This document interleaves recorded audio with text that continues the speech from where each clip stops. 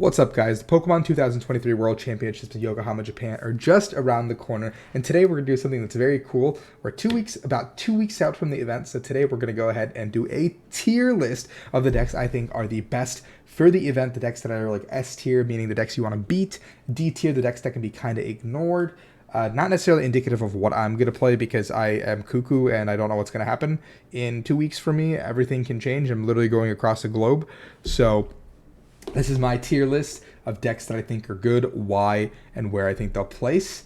So if you're heading to the World Championships, these are like your decks to beat, I think, or decks to play if you want to pick something that is a little bit off the wall. That being said, if you guys enjoy competitive YouTube TCG Pokemon content, I did that in some weird order. Please subscribe, like, and leave a comment below about what deck you would play if you were going to the Pokemon 2023 World Championships. Doesn't matter if you qualified or not, just leave it down below what you would play and why you would do it. That being said, let's jump right into it. I'm going to start from the back and go up because I think it's funnier that way. Miraidon, LAKEY, I think falls into C tier because I think Miraidon is innately very, very powerful and can one-shot a lot of things in the format. And it capitalizes very strongly on a strong turn 1, turn 2, but then kind of fizzles out towards the late game. There's two Miraidon Regielekis. What's going on here? I'm going to put both here, but I don't know what's going on. But I do think that the deck fizzles out late game, and one of the strengths it had is that you can always take two prizes. So if you expect decks like Mew, Arceus, Lugia to be prevalent in the format, this deck is very, very strong. But if you expect decks like Gardevoir and Lost Box, this kind of falls off a little bit flatter. It destroys Inteleon Urshifu, probably one of the best matchups, the deck that just won the NAIC. So it's one of those decks that's a little bit, yeah. I am going to go ahead and put United Wings in D tier. I think United Wings, piloted by Alex Szymanski, UIC winner, and a couple other players, did very well at NAIC. But after Alex started 10-1, I think believe finished 10-5. I think the deck is indicative that it can't actually beat a lot of the matchups that it's geared for. I think if you're going even against Gardevoir, the deck that you're supposed to destroy, this deck is just bad, man. It's just a terrible, terrible deck. And so you got to put it away, put it in the binder. You can't afford to bring this against players that know what they're doing. Sure, maybe at NAIC or like a regionals, you can get free wins on people that might stumble across their feet figuring out what these United Wings cards do. But once you get to day 2 of the World Championships or even day 1, players will kind of know what these cards do, kind of have a strategy going in. I think the most important thing about Worlds to note is that everybody has a strategy against everybody. Like they have a game plan going into each matchup. So they're more well-versed. These players have gotten coaching or coaches themselves, the best in the world, as they would say. Drago goes into B tier. I think anything Arceus is B tier at worst, just because Arceus is such a powerful card with Trinity Nova as well as Starbirth. I think Drago was piloted by Loc Nguyen to a top 64 finish at NAIC, and Drago kind of feasts on the other Arceus variants because you can use Goodra to put a lot of pressure, Tina when you need to, Duraludon to shred through some things, and it's probably one of the decks that can use Path the best behind Arc Tina. That being said, Arc Drago has like a little bit of a heavier, weird energy cost, and you have a little bit more requirement to get things into the discard, so it's a little bit worse than the other decks that exist that revolve around Arceus. Yeah, that's basically my take on that. I think that's as simple as that. Single Strike Lugia goes into B tier, I think. Lugia used to feast on a lot of matchups like Lost Box, Gardevoir, all these things were pretty okay for the deck. Gardevoir is still a pretty bad matchup, I think, back in the day, but it's still bad now. Reversal Energy makes it a little bit tougher to play the game, so you have to commit so many resources to getting Dark types onto the board and attacking and doing stuff. And Arceus is very prevalent, so you need to find those stadium outs, play cards like Pump Koopa that you might not necessarily want to. Either play Urshifu to deal with Duraludons in the format, or play Stone Journer to deal with just Arceus in general. I do think it has a pretty good matchup into a lot of things in the field, but that being said, it still relies very heavily on having a pretty good opening hand, and people playing Spirit Tomb to stop your Luminion from getting a Research or a Professor Burnett or something could really, really stifle that turn 2, because a lot of the time Lugia just wants to slam the Luminion, get the Burnett, and they're set up usually on turn 2, and you can't really do that when Spirit Tomb has made its way into a lot of decks. Ting Lu goes into tier C. I would not put it in D, I think, just because I think Ting Lu can steal some wins off of people, especially when they're not expecting it. Maybe they're not playing cards to answer Ting Lu, like Cologne, Cross Switchers, whatever. But Ting Lu doesn't really beat a lot of the decks in the format. Like, I think you beat Lost Box, sure, but I think Gardevoir should beat you because they just have time to set up and get there. And they can just Cresselia off the damage. Lugia can heal for 1 turn, heal their Archeopsis with Serena, and all of a sudden the game gets very difficult again because now they have like a T-Tar that is one-shotting your Ting Lus. So yes, you can put the damage counters back on the board with Hawlucha, but everything in your active is getting one-shot by this T-Tar, and Ting Lu only swings for 240 damage. I guess it shreds through a T-Tar, but once the first T-Tar gets established, you really don't have a second Ting Lu established because you're not Miraidon-ing 2 turns in a row. So Ting Lu is just not a real deck in my opinion. Arc Pikachu goes into B as well, because I think Arceus, I'm assuming it's Arc Umbreon Pikachu. I'm just going to assume Umbreon is a natural partner because it's one of the best cards in the format. I think the 3 cards combined have a pretty good matchup. This is basically what Michael Catron played the top 8 NAIC. Very cool combo deck. Pikachu deals with a lot of the small stuff in the format, where Umbreon gives you that gust that you need to deal with Gardevoir, and then Arceus is just Arceus, which is a very powerful card. So it kind of all just falls into line together. Inteleon Urshifu, I think, falls into C tier for me, even though it won NAIC. I think even while winning NAIC, you have to kind of high roll with this deck and set up perfectly in a lot of games. I think your Lost Box matchup is quite good, but it's still very losable. I think Gardevoir is quite good, but still quite losable. And I think every other deck past those two is very, very difficult to win. Mew is very hard. I think Lugia is very hard. I think Drago is, like, Arceus decks are very, very hard to win. Especially if they're playing like Tina or Path and like judging you every turn. Like any deck that can gust up your Octillery and deal with that very quickly is a very, very hard matchup to play the game. And so I just don't know how this deck can be good, because I put a lot of time into Inteleon Urshifu and I feel like it should be better, but it's just not. So that's just kind of my assessment on it. And maybe I'm just coping, but I think it goes into C tier. Arcadura goes into A tier. Arcadura Umbreon has proven its worth time and time again since Nathan Stratford made it back in Portland. The deck has kind of popped up in prevalence at multiple different tournaments, getting finals at NAICs as well. Umbreon is a very powerful card. Duraludon is kind of a win button card against a couple of these decks in the format and does a ton of damage out of nowhere. And then Arceus, once again, just being a very natural attach and pass deck that you just Starbirth for your switch attack. You get Adventurous Discovery to set up your board. It's a very just like straightforward, I get to play the game deck a majority of the time, and decks like that typically do very well at the World Championships. We saw last year that Arceus Flying Pikachu was the eventual champion for second and third place, which says a lot about a deck when it takes the top 3 spots at the World Championships. I think Lost Box Charizard goes into D tier. I think that out of all the Lost Box variants, this one's the most difficult to play, especially with Iono being so prevalent in the format and Lost City being so prevalent in the format. This deck capitalizes on having more attackers, but very linear game plan. So you have your Charizard, you have your 3 Sableyes, your 2 Cramorants, and that's your entire game plan.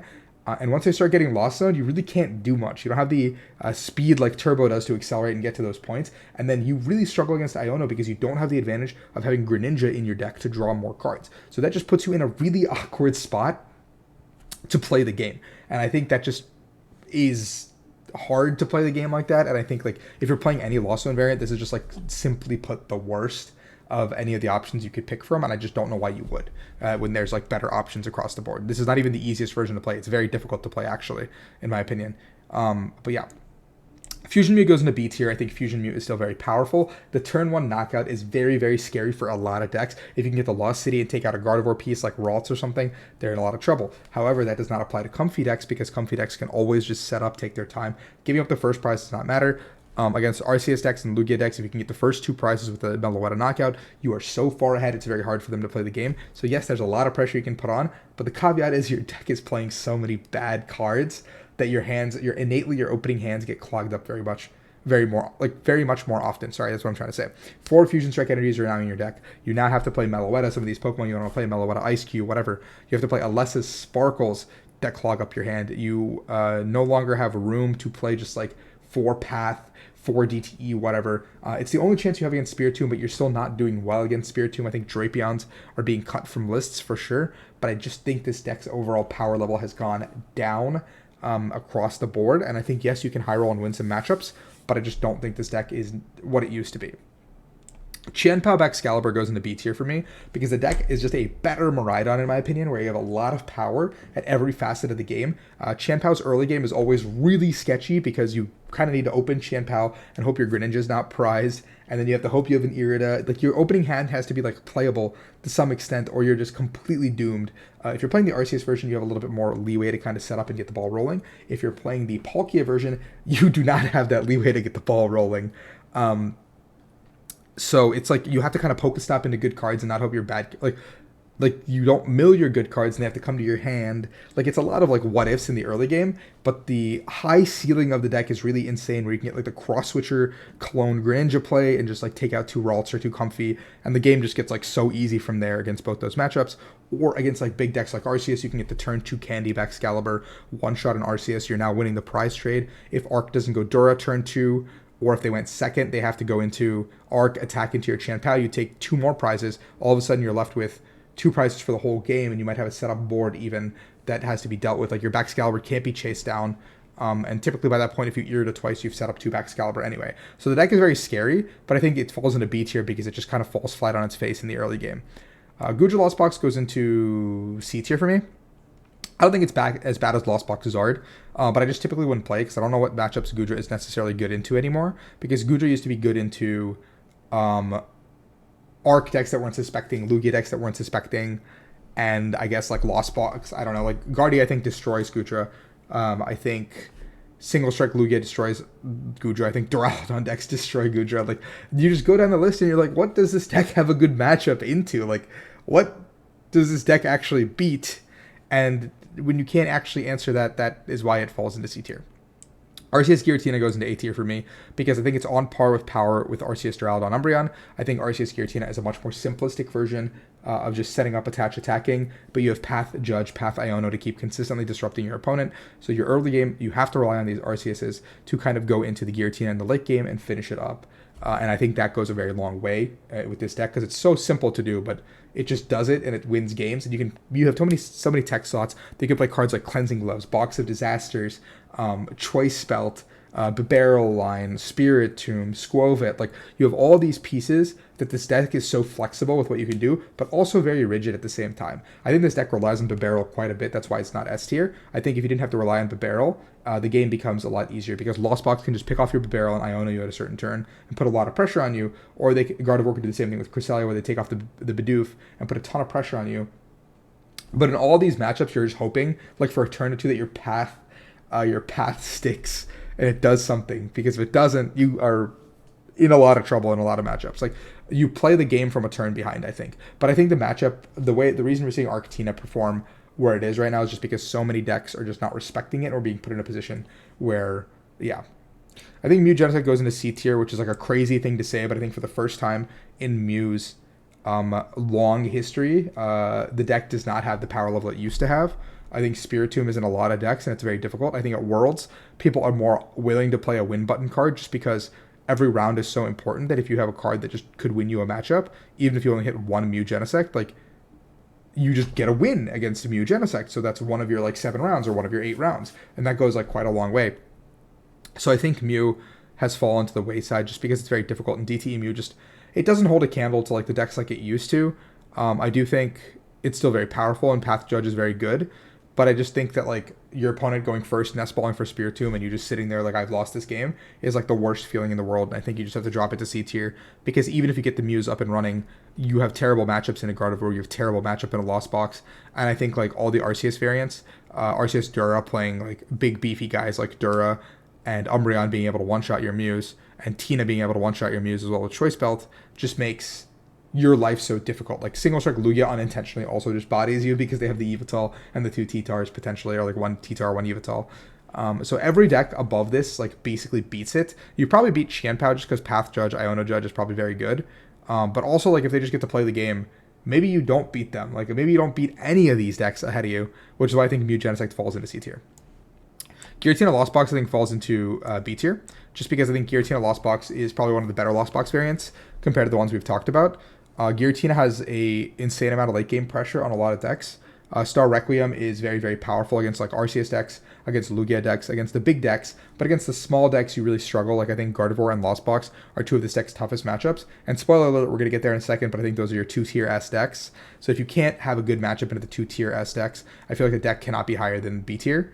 Or, like, you can't even go 50-50 with them. I think Giratina struggles against both of them. You do get Jet Energy, and Abyss Seeking is very good, but unlike Turbo Lost Box, you have no way to cheat out extra cards. Like, you don't have Vacuum, you don't have Pokestop. Like, you can't play those cards because you have so many cards in Giratina that need to stay there. Like, you need to use Star Requiem in a lot of games to win the game. You can't use Forest Sealstone.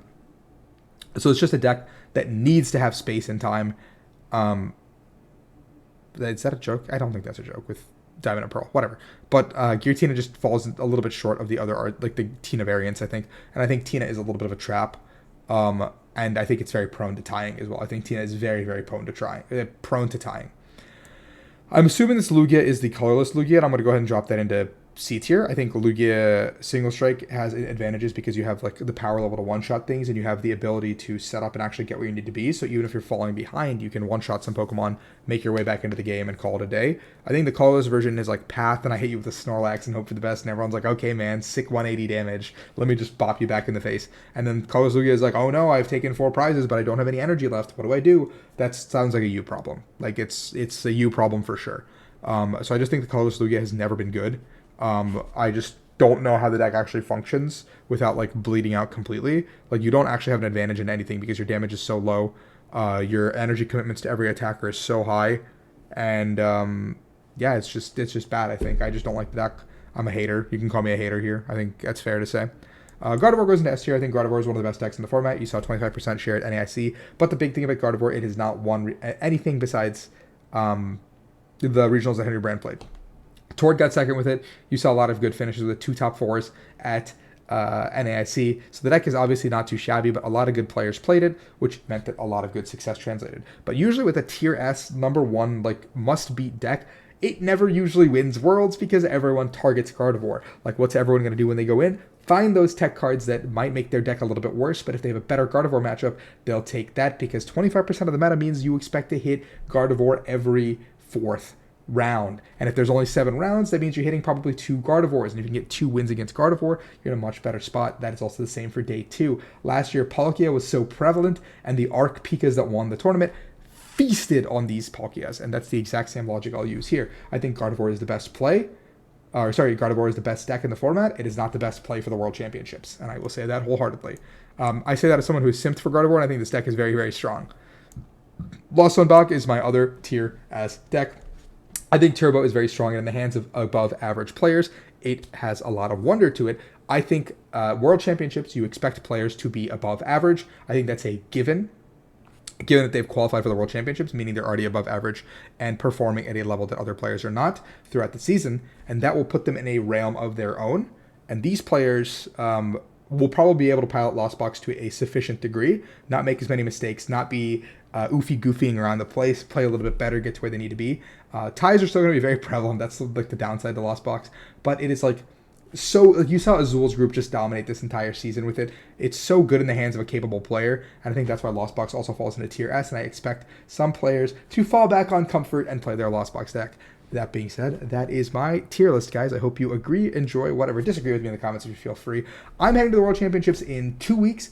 Check out this channel. I'm going to have a ton of content up. My other social media is Instagram, Discord, Twitter, TikTok. They're all in the comments below. My Instagram and Twitter are going to be going crazy while I'm in Japan. So check those out with a ton of photos and everything I see that I'm going to keep posting. I'm going to go to the Gundam factory. I'm going to go hang out with a ton of the boys, eat a lot of good food. That's all going to Twitter and Instagram. So you guys better check those out.